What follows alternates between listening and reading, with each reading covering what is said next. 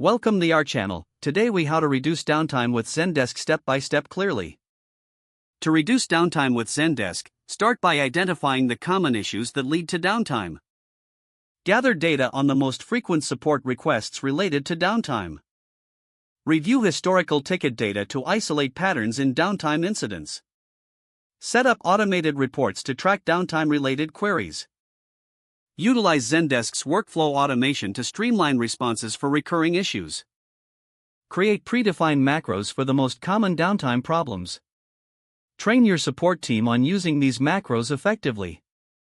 Implement tags on tickets to categorize downtime incidents for better analysis. Monitor the performance of the ticket resolution process using Zendesk Analytics. Analyze the time taken to resolve downtime-related tickets. Use this analysis to identify areas for improvement in your support process. Set up a dedicated knowledge base article that outlines troubleshooting steps for downtime. Ensure that this article is easily accessible to both customers and support agents. Encourage self-service by promoting the knowledge base in your communications. Establish a feedback loop to continually gather insights from your support team. Regularly update the knowledge base based on new issues and solutions. Train team members on proactive communication during downtime incidents. Use Zendesk's notification features to keep customers informed during downtime events. Monitor system health through Zendesk integrations with monitoring tools. Create alerts that notify your support team of potential downtime before it occurs. Review and refine your strategy based on customer feedback and performance metrics.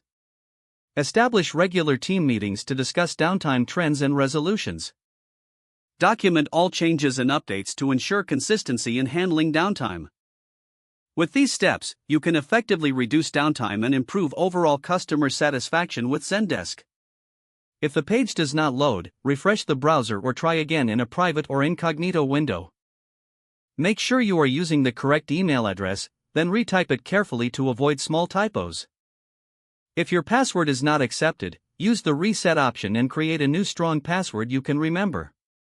Check your spam folder for verification or security emails, then complete any requested confirmation steps. Don't forget to like this video and subscribe to our channel for more step-by-step tech guides.